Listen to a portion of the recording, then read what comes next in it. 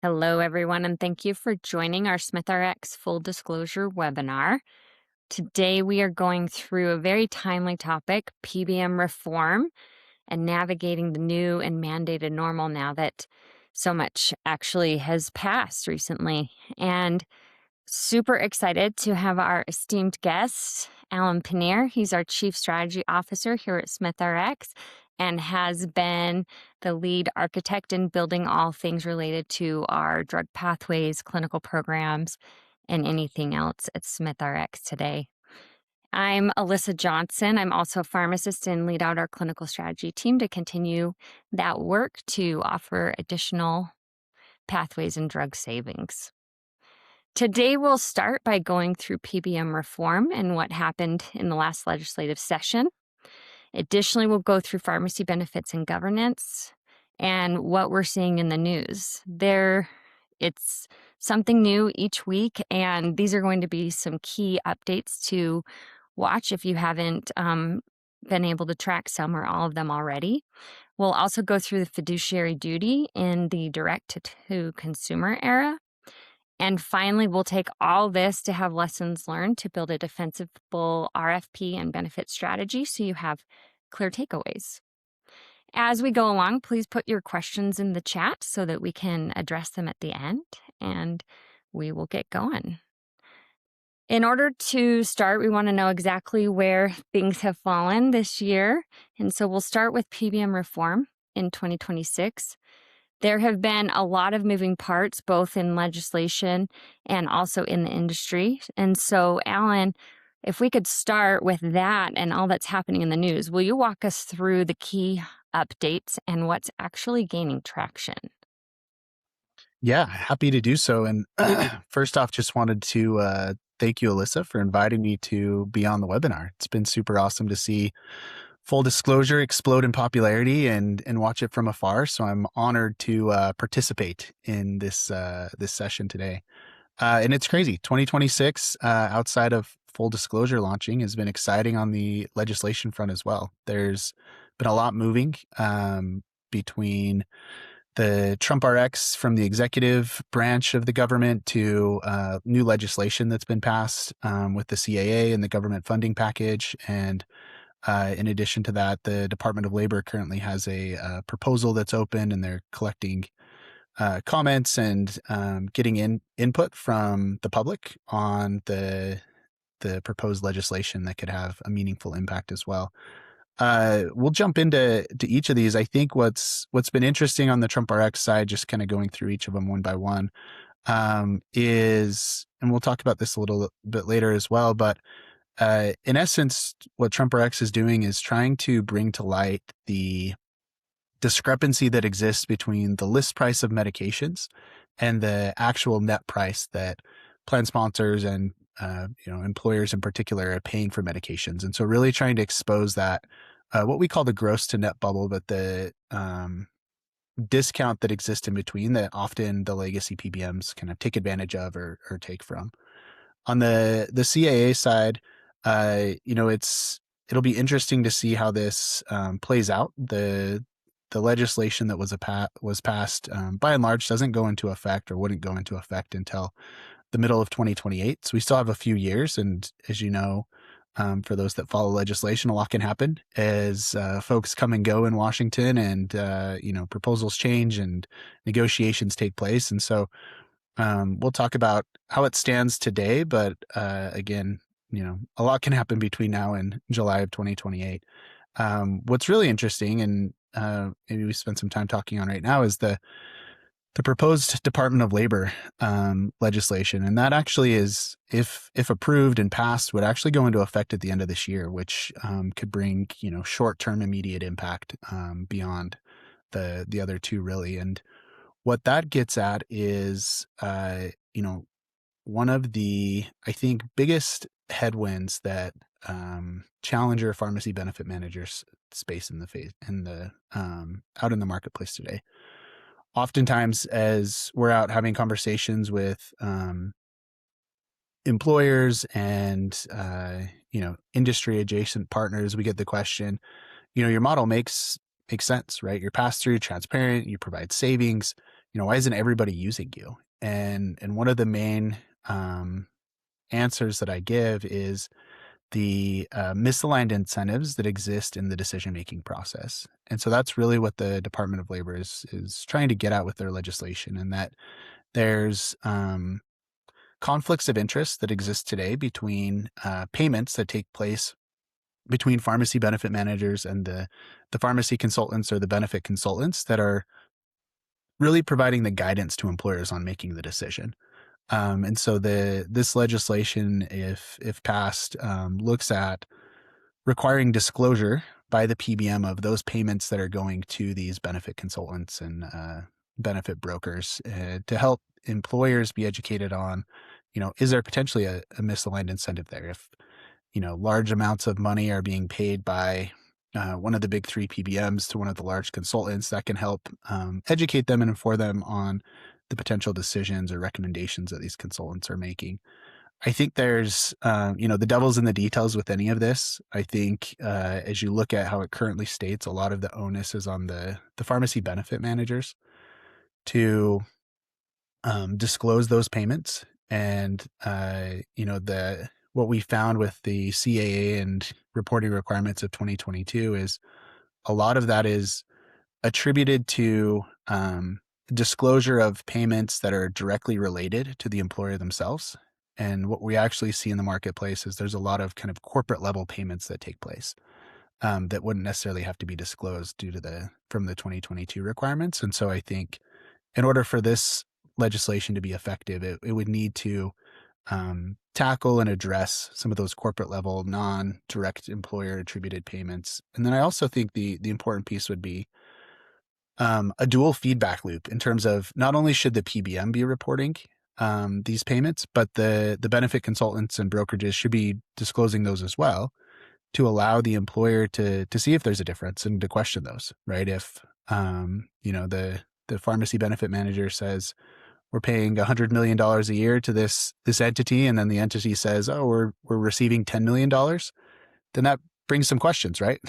One of you isn't telling the truth. And so it allows them again to be armed with information. And I think that's, we'll talk about the CA in a second, but that's really where the legislation that's currently being proposed and being passed is focusing on. Is right now it's such a black box, and employers are really making uninformed decisions because they don't have all of the information. And so we're moving to a world where employers should have access to the information. And, if they want to work with a legacy PBM or a big three PBM, that's okay, but they should know what they're getting into. And that's really hopefully where this legislation takes us. Yeah, it's interesting. When I was reviewing it, I looked up the word compensation and it's listed 87 times in those guidelines. And so that is a heavy emphasis on making sure that's visible and plans know what they're paying and where those dollars are going. Absolutely. Thanks for reviewing all that recent legislation and regulation. How much of this is impacting PBMs as they function today, and will it impact all PBMs or are some already doing these things? Yeah, it's a great question. I think, again, a lot can happen between now and July of 2028. But the best way to think about the CAA legislation that was recently passed is not so much, reining in or correcting necessarily bad behavior that's existing out in the marketplace from legacy PBMs, but more giving employers insight into what's going on. And so a lot of the meaningful legislation, at least as it relates to the commercial, self-funded employer market, is data reporting requirements, mandatory audits. Really, like maybe the best way to think about it is it's not going to fix bad behavior, but it's going to give an employer a flashlight to be able to kind of open up and expose potentially, hopefully, if done right, the black box that exists. So what that means for pharmacy benefit managers in general is there's an operational burden and lift in creating and putting together the reporting that's required. I think for the quote unquote good actors in the space, it should be fairly simple to provide the information and to pull the reporting together. For those that are doing some of the games that exist within the space, there could be some data reporting gymnastics that has to take place in order to be able to present the data in a form that makes sense. And maybe hopefully if the reporting requirements work, some hard conversations for pharmacy benefit managers that employers can then have eyes wide open on what's exactly going on and start asking questions. I think one of the maybe potentially exciting pieces that a lot of people felt good about, but sadly may change the shape of how it exists is the mandate on pass through of rebates, even through the GPOs. Um, on paper and in theory, I think that's a great thing. However, as we've seen the industry play out and adjust, if we think about historically the evolution of rebates, right? Historically, the pharmacy benefit managers negotiated rebate contracts directly with manufacturers. And for the services that, 10 years ago, the industry norm was that the pharmacy benefit manager would keep a percentage of the rebates as a fee for the service they were providing. As time went on and as employers caught on to this and realized the amount of money that they were losing out on, there became more scrutiny. And so pharmacy consultants and employers pushed back on PBMs and said, hey, we want a pass through of rebates. And so what did the PBMs do is they took that lump sum of money and then just started dividing it up or reallocating it with manufacturers into different buckets. And so then you had changing of the definition of what a rebate is. And so there was, a portion of those dollars designated as rebates and then a portion of an admin fee or a clinical fee. And so then that allowed the PBM to say, oh, we pass through all rebates, but then they're still keeping a portion of dollars. Once that game got exposed, and this actually started when Trump was in office back in 2020 there, and he was really pushing to get rid of rebates and have rebates go away. There was fear of the rebates and the anti-kickback statutes going away and a redesignation of those. And so the pharmacy benefit managers created this concept of a GPO. And what that allowed them to do is have kind of a layer between them and the drug manufacturers, where these group purchasing organizations were the ones contracting with the manufacturer. They're the ones receiving the manufacturer funds, some of which were considered a rebate, and then passing through a portion of that to the PBM. This then allowed the PBM to say, hey, we pass through everything we receive, only with a whole bunch staying up at the GPO, obviously. with this legislation, and as people have caught on, that game has been somewhat exposed. And so the legislation actually particularly addresses GPOs and calls it out and says, the GPO has to pass through all of the, again, rebate definition that they receive. But what we're finding now is that these entities are, again, going back to the well in terms of like rebucketing the definition of the dollars that are coming from manufacturers. They're doing it a little more sophisticated this time, and that they're attributing these payments not to claims. And so they're saying, we created a data portal that you have access to, and there's a cost associated with it. So you need to pay us to get into the data portal, or, we're providing these level of services that aren't attributed directly to claims.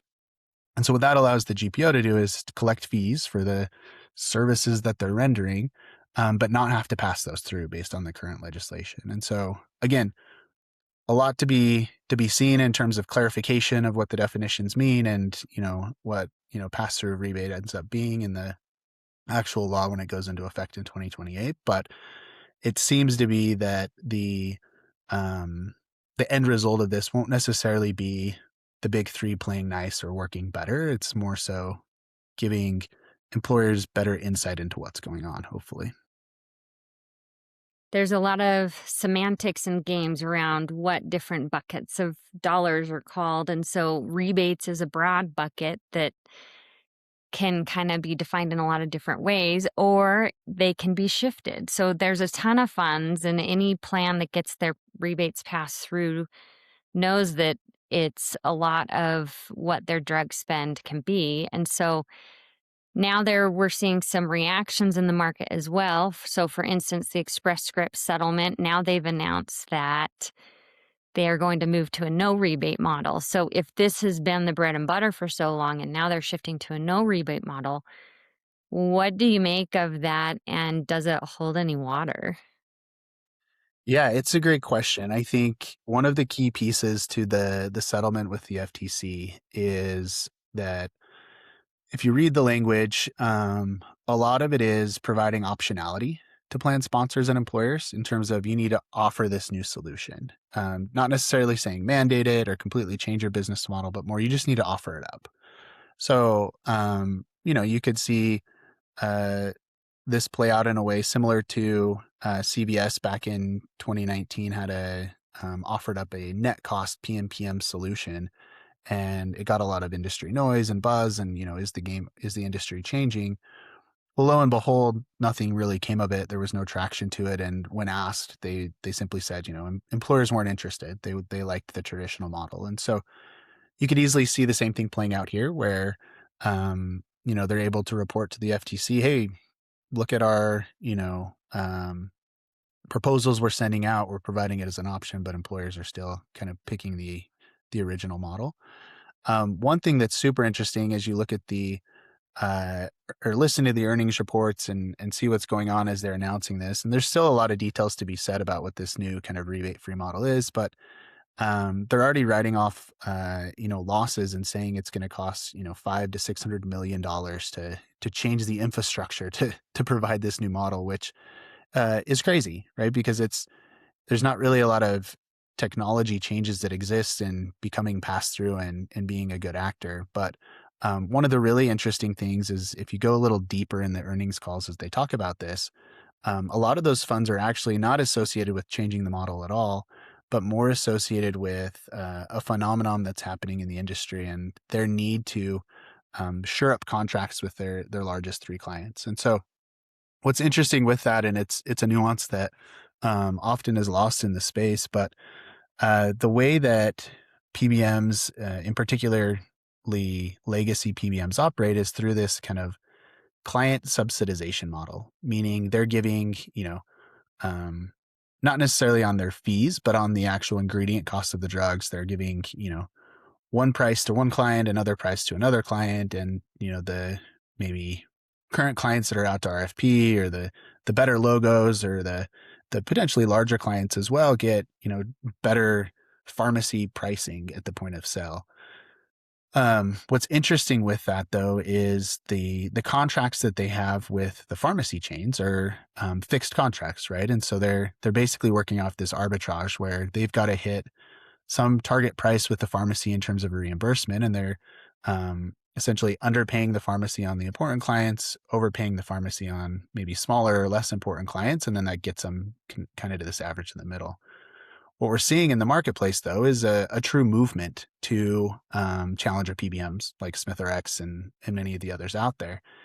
And as you can imagine, those clients that are moving in large sizes are those clients that are being subsidized, right? The ones that are overpaying for their pharmacy spend.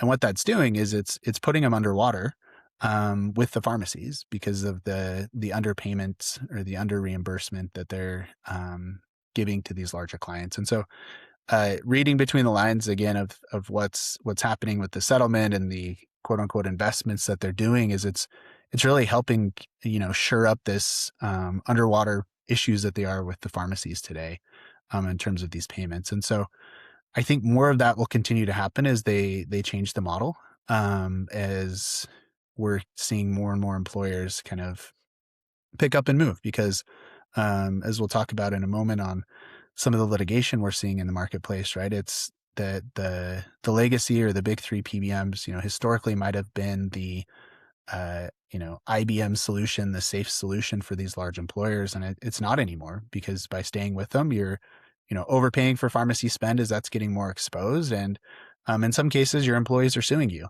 for using them because of the high cost of the medications that take place with these pharmacy benefit managers.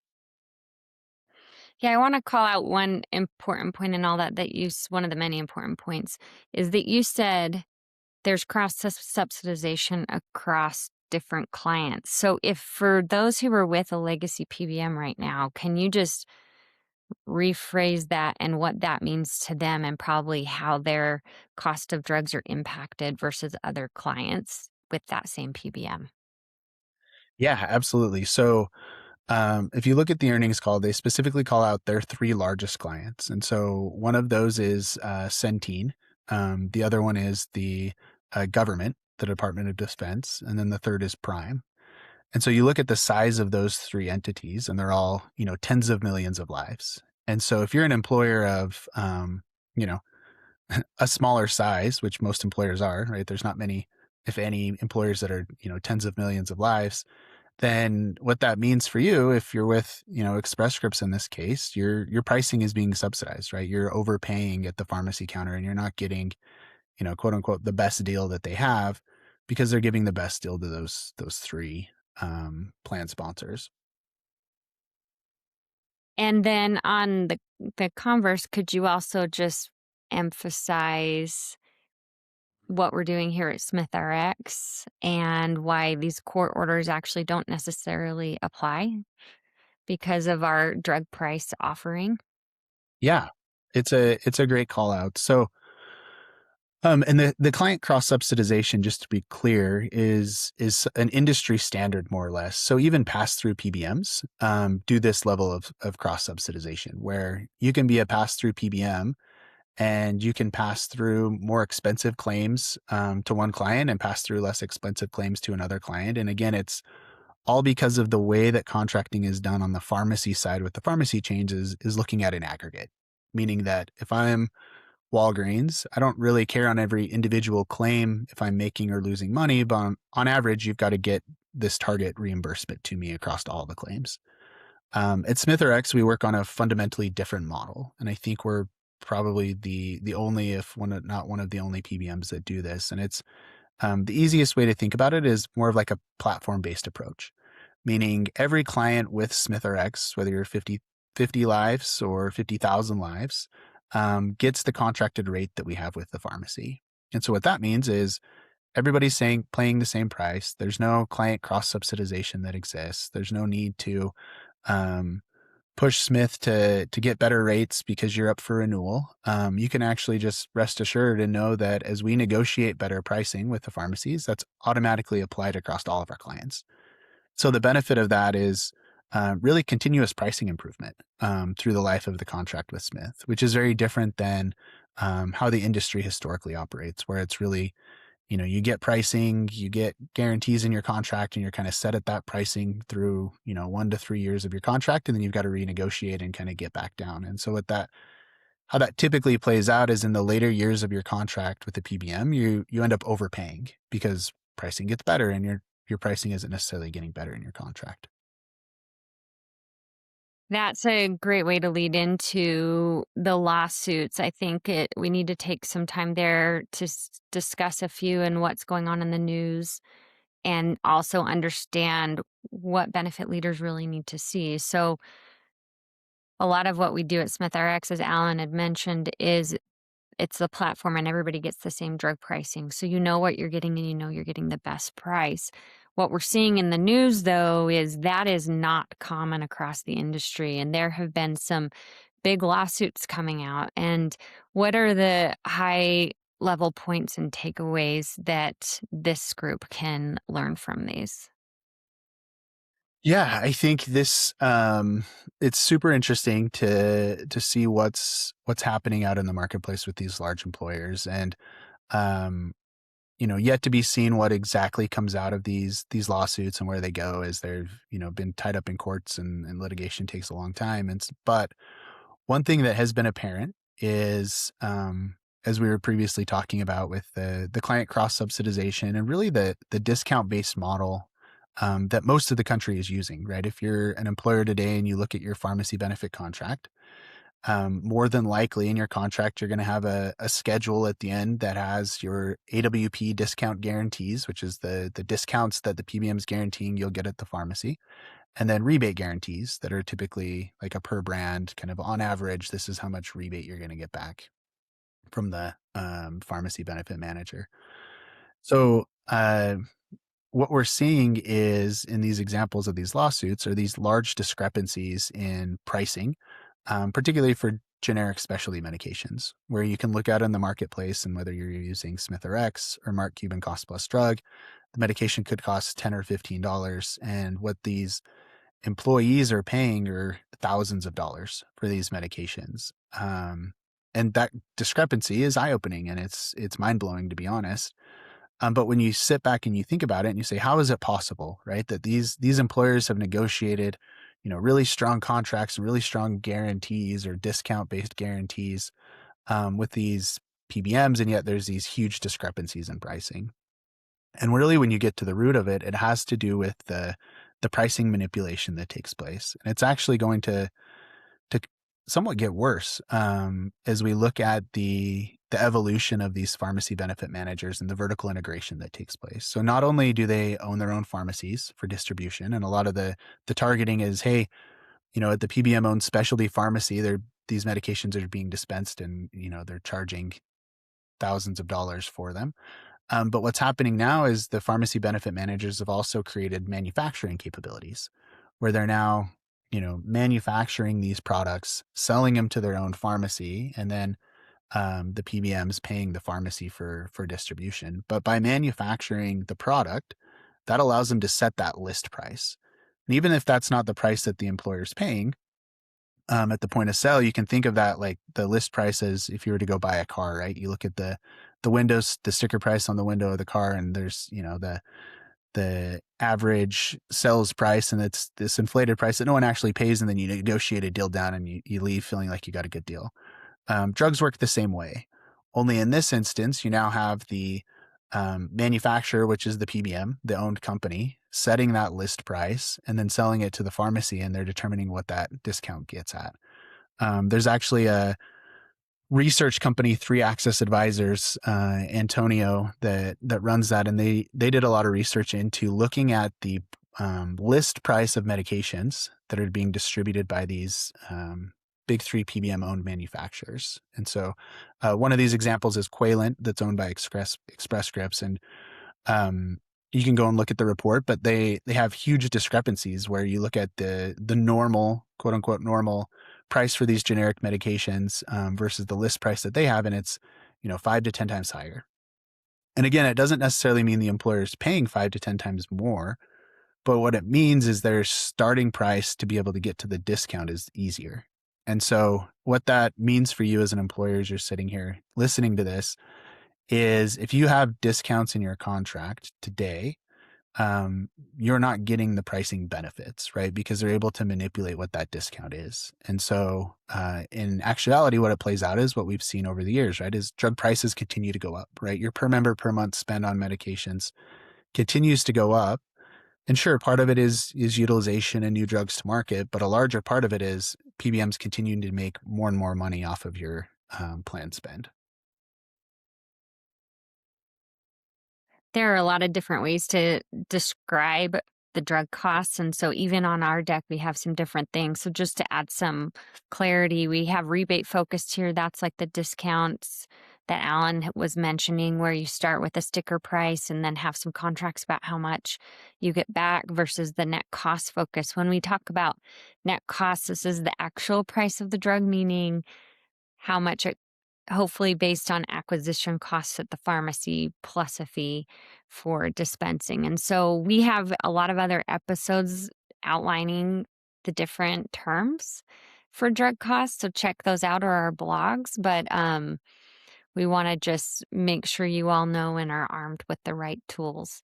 And so, along those lines, because you are responsible for managing your benefit, we want to talk about fiduciary duty, specifically in this direct to consumer era. A lot of drug prices are coming out because with direct to consumer, like the weight loss products, Wegovy or Zepbound, it's easy to see on the commercials or online how much the cash price would be for someone to get the drug. So then most plans ask, well, if it's $400 or $500 for the patient to buy it direct, why is it costing me over $1,000? And so already there's different things happening in the industry where drug prices are becoming more visible and there's different channels. So I think we want to just take a minute there to hear from you, Alan, in terms of seeing this visibility and seeing how much these cost online or on commercials. What is that doing and how can that help with the fiduciary duty of the plans with all these different the buzz of all the different drug prices? Yeah, I think, as you mentioned, the biggest benefit as it stands today, I think is really exposing that gross to net bubble discrepancy, right? Getting employers to be able to look out in the marketplace and say, "Oh wow, the manufacturer is willing to offer this medication that on my claims file I'm seeing could cost me $1,000, and yet on TrumpRx or through Lilly Direct, it only costs $500. Why is there this delta here? And oh, PBM, please show me the evidence that I'm, getting a similar net price. Because sadly, what happens today in the black box world of rebates, the employer or plan sponsor is typically getting a rebate payment or credit on a quarterly basis, and it's just a lump sum of money, and it's not auditable or traceable down to the claim level of what's exactly happening. And so I think as it stands today, this is a good mechanism to force asking questions. I think as a viable solution in the marketplace, yet to be seen on the pricing. I think we're still finding, as you see here in these examples, that the pass-through nature and a truly negotiated contracted price with a modern PBM still gets you a better price keeping it on benefit than using or kind of pulling it off benefit through TrumpRx. I think that'll change over time as these pricing pressures continue to get exposed, and we're excited about this because, again, what we're finding as we talk to plan sponsors is this gross to net bubble, right? The rebate discrepancy has become so large that it's really become a cash flow issue for employers as well. As you think about the time value of money and you talk to an employer, using like Humira and a biosimilar as an example, I think an employer would much rather get that savings up front than have to wait, 6 months for a huge rebate payment on Humira, where the rebate's now, 60 plus $1,000. And so again, what we're finding is, as it stands today, the pricing isn't necessarily there, but it's creating opportunities for us to have conversations with, whether it's directly through TrumpRx or with manufacturers on, hey, how do we help our employers get access to these low list price products? We're super excited. We have a pilot program with a large manufacturer that we're working through now, where that discount is provided at the point of sale, where it's, you can think about it as like a rebate as a coupon, more or less, where the pharmacy is getting paid that rebate amount and the employer's transacting the claim at the low list price product. With Lilly and Novo through their direct to employer programs, the path that they've chosen is to go through these weight management solutions. And so we're attacking it from that angle as well, as we've integrated with many of them, and we can allow the employers to get those medications on benefit through these programs. But again, as you look at it, the net price again is very similar, and it's more just getting that savings upfront at the point of sale. I think what'll be interesting to see as you think about Express Scripts and others as they're mentioning this kind of rebate-free model that they're moving to. I think the next evolution of games that will be played is these rebates or discounts from manufacturers will be paid to their owned pharmacies, and so that allows the PBM to continue to keep a portion as they are today and not lose out on revenue. They've been very vocal through their earnings calls that moving to this new model will not put them backwards in terms of the revenue they're making today. And so it'll just be a new evolution of accountability and trying to understand, what is being kept at the pharmacies as opposed to being kept at the PBM. So calling the flow of funds different things, once again, it's just reclassifying for the sake of controlling the drug costs and then in that sense driving drug costs up. And so this is a lot to keep track of. There's a lot of moving targets um, with everything ongoing. So it's great to have more transparency with these direct to consumer, direct to employer programs. But for the sake of today, we want to give everyone who's listening some clear takeaways. And so, in terms of building a strategy amidst all these games, let's go through how they can advocate and learn and where to start. I think the first place to start, most importantly, is, as we mentioned before with the CAA and, giving the employer a flashlight into the black box. I think, accountability and fiduciary risk becomes even more important now for employers, because now that they're armed with the information, it's really on them to make the right decision. Whereas today it's, working with a legacy PBM is such a black box. It could be easy for them to say, hey, I don't have the information. And so I'm making the best decision I can with the information that I have. Well, if all of these reporting requirements do what they're intended to do, now it's even more important that the employer is making the right informed decision. And so here's 5 great questions that we feel like are important in evaluating the net cost and control and the ability to have insight into data visibility. And so it's being able to have full access to data to know what is the actual net cost of a product and be able to audit and ensure that's what you're paying. Control over the formulary and pharmacy network is important, right? If you're working with a pharmacy benefit manager, you want one that's not conflicted, right? You don't want a pharmacy benefit manager that owns pharmacies and has incentives to use their pharmacies, or owns manufacturers and has incentives to use the drugs that they're manufacturing. So again, getting at insight and visibility into data and removing those conflict of interest is truly important. Thanks, Alan.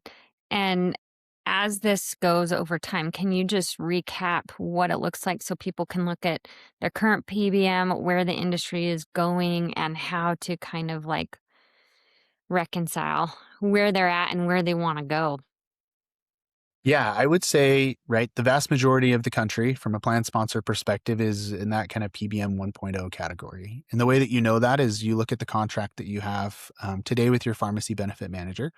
And if there's discounts in the pricing guarantees of the contract, again, AWP discounts and rebate guarantees, you're kind of in the 1.0 place. A great kind of step in the right direction is working with a transparent pass-through PBM where their only source of revenue is their admin fee. I think that's a good step in fiduciary alignment and removing misaligned incentives. It's important though to be able to go a step further, right, and ensuring you're getting the best possible pharmacy benefit experience, and that's really focusing on net cost, which we like to look at in a per member per month spend basis, or a PMPM, which is the average monthly cost that you pay for your pharmacy benefits divided by the number of employees that you have. And so it's very easy to calculate and very easy to get to. But by focusing on that net spend, there's a few different ways that you can get there. Again, it's what we feel like from an accountability framework standpoint is working with a PBM that's has platform-based pricing, and there's no games that are being played in terms of client subsidization. So you know you're getting the contracted price that the PBM has with the pharmacies. The other important piece of that is in this kind of new world of accountability is ensuring that the pharmacy benefit manager is helping your patients get to the best possible medication.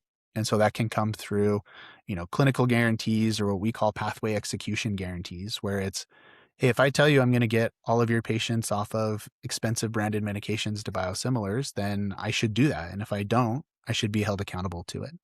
And so we feel like through what we're calling, and you can see on the slide, is these kind of 4 pillars of new accountability for pharmacy benefit managers. By using these and ensuring these are contractually obligated to from a PBM, then it puts you in what we'd consider a fiduciarily safe space.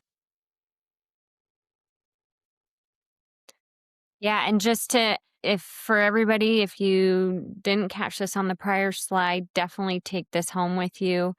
Knowing what your PMPM is, you can get this by asking your current PBM, again, for the data and preferably after all the discounts, including rebates. What are you spending per member per month on the drugs? And then you can track that over time. So just want to call that out again because it's something we do as a standard at SmithRx, but it's certainly not the standard across the organization. We have got a few more minutes for some questions. So thank you all for submitting those. This is another one about what employers can do now. So for employers with a big 3 legacy PBM, what's the risk of not evaluating moving to a modern PBM at this point, or kind of just waiting and seeing where else things go? I think the biggest risk, well, one is overpaying, right, for your pharmacy spend. But I think the other piece is as fiduciary duties become more prominent and more important, as we mentioned with the current litigation that's happening with large employers, as well as the reporting requirements and providing insight and information to employers, it becomes more and more important that they do their proper diligence and they have that documented, and they have a process that they went through to be able to justify the PBM they're using. By not doing that, I do think that it's becoming more important now that you're putting yourself at risk, as we've seen play out with some of these large employers that are in current litigation. Thanks, Alan. Similarly, with all the compliance deadlines happening, what's the benefit of getting ahead of these? I mean, I think you already answered it in that other question, but as the regulations keep coming out, what's the benefit of getting ahead of those versus reacting to them? I th- it I think it really helps put you in a safe spot from a fiduciary standpoint. I think the other piece is, even though the CAA isn't the approved legislation isn't going into effect until 2028, there's somewhat of a framework there, right? And so you can work with your benefit consultant or your pharmacy consultant on demanding some of those approved data requirements now from your pharmacy benefit manager. And if they're unwilling to share it or don't have the means of sharing it, then it's a great way to start asking those questions and making decisions so that once that does become law in 2028, you're in a position working with a PBM that is willing to provide you that information. We've got time for one more question. And I think this is a great one to finish up on. What future legislation do you anticipate for PBM reform? It's a great question. I think what we'll probably continue to see is what's played out now, and that's not so much legislation focused on getting the bad actors to play nicely, but more so on creating opportunities for pharmacy benefit managers to compete in a fair way. There's Representative Austin Claus created or talks about this Venn diagram that is, in his mind, what true PBM reform is. And it's kind of the overlay between public litigation, which is what we're seeing take place, market competition, which is what we're seeing with SmithRx and other challenger PBMs that are out there, and then true legislation that focuses on creating fair competition. And where those three overlap is when we get true, meaningful PBM reform. And I think that's really what we'll start seeing as future legislation comes out is how do we prevent some of the anti-competitive behavior and industry blocking that takes place from these monopolies that exist in the market, and how do we ensure that there's no conflicts of interest in the decision-making process, much like the proposed Department of Labor legislation. Thanks, Alan. Appreciate all your insights and expertise and being a guest with us. If you aren't already connected, please hit us up on LinkedIn, and any other questions, submit to fulldisclosure@SmithRx.com. Alan has a lot of different videos and insights on LinkedIn, so it's a great way to stay up to date on what's happening in the industry. So thank you all for joining, and thank you, Alan, for being our guest. Happy to be here. Thanks, Alyssa.